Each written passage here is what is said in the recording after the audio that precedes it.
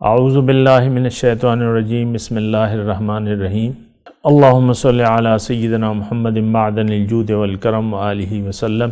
سامعین و ناظرین اکرام، السلام علیکم ورحمۃ اللہ وبرکاتہ۔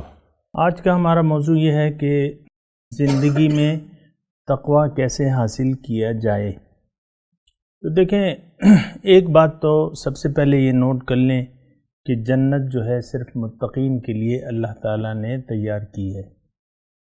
یہ بات نوٹ کر لیں، یعنی اگر آپ تقوی والی زندگی نہیں گزار رہی، اس کا مطلب یہ ہے کہ آپ جنتی نہیں ہو سکتی۔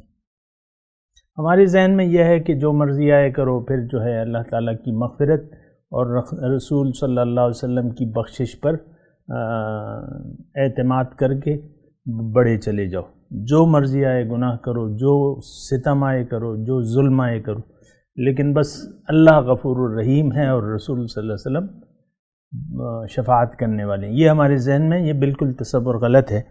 دیکھیں، تقوی ایک تو آپ نے خود اختیار کرنا ہے، کوئی آپ کو اس پہ مجبور نہیں کرے گا۔ یہ بات جو ہے نوٹ کر لیں، تقوی آپ نے خود اختیار کرنا ہے۔ اللہ تعالیٰ آپ کو ہاتھ پکڑ کے تقوی کی روش پر نہیں لائے گا، آپ کو مجبور کوئی بھی نہیں کرے گا تقوی کے لیے۔ بعض اوقات ہم ایسے غلط فہمی میں ہوتے ہیں کہ یار نصیب میں ہوا تو تقوی والی زندگی نصیب ہو جائے گی۔ یہ غلط بات ہے۔ انسان اپنے مقدر میں صرف دنیا لے کے آتا ہے، آخرت لے کے نہیں آتا۔ یہ بات اچھے طریقے سے نوٹ کر لیں۔ اب بات یہ ہے کہ تقوی، آج کا جو ہمارا موضوع ہے وہ یہ ہے کہ زندگی میں تقوی کیسے حاصل کیا جائے۔ تو سب سے پہلے میں نے آپ کو یہ بتایا کہ تقوی کی زندگی اختیار کرنا آپ کے آج اور کل کے لیے بے حد زیادہ ضروری ہے۔ یعنی اگر تقوی کو آپ نے بھلا دیا، اس کا مطلب یہ ہے کہ آپ اللہ تعالیٰ کو اور آپ نے اللہ کو بھلا دیا۔ تقوی کو اگر آپ نے بھلا دیا، آپ نے اپنے اللہ کو بھلا دیا، آپ نے اپنے آپ کو بھلا دیا۔ یعنی آپ اپنی حقیقت کو بھی بھول گئیں اور اپنے اللہ کو بھی بھول گئیں، اپنے کل آنے والے کل کو بھی بھول گئیں، تو ایسی بات نہیں ہے، اس کا نتیجہ خطرناک ہے۔ اور میں آپ سے یہ کہہ رہا تھا کہ تقوی جو ہے وہ ہمارے اپنے لیے بہت زیادہ ضروری ہے۔ دیکھیں، اگر کوئی کسی پہ ہارٹ اٹیک آ جائے تو وہ کتنا پریشان ہو جاتا ہے۔ ہارٹ اٹیک پریشان ہوتا ہے، نہیں؟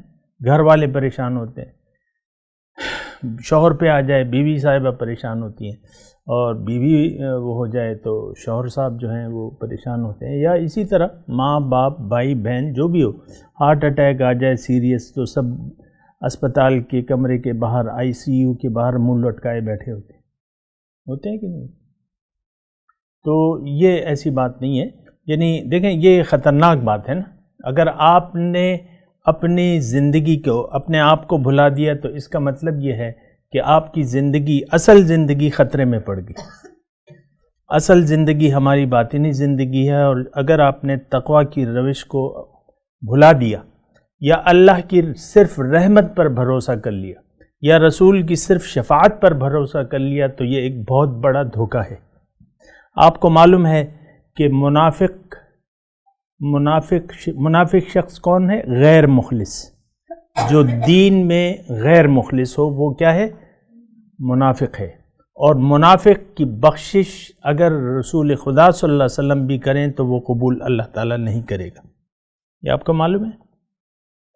جو غیر مخلص شخص ہے، جو اپنے دین میں غیر مخلص ہے، جس کا مقصود صرف دنیا ہے، اگر اس کی بخشش رسول خدا بھی کریں تو وہ قبول اللہ تعالیٰ نہیں کرے گا۔ یہ میں نہیں کہہ رہا، قرآن پاک میں لکھا ہوا ہے، ان تستغفر لهم 70 مرۃ لن یغفر اللہ لهم۔ اگر آپ 70 مرتبہ اے رسول ان کے لیے دعائے مغفرت کریں، میں نہیں بخشوں گا ان کو۔ غیر مخلص لوگوں کو میں نہیں بخشوں گا۔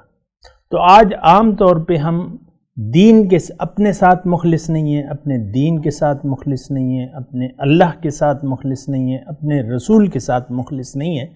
تو بہرحال ان حالات میں ہمیں سوچنا ہوگا اور یہ بھی ذہن نشین کرنا ہوگا کہ غیر مخلص شخص کی شفاعت جو ہے وہ نہ ہوگی، نہ اللہ تعالیٰ قبول کرے گا اسے،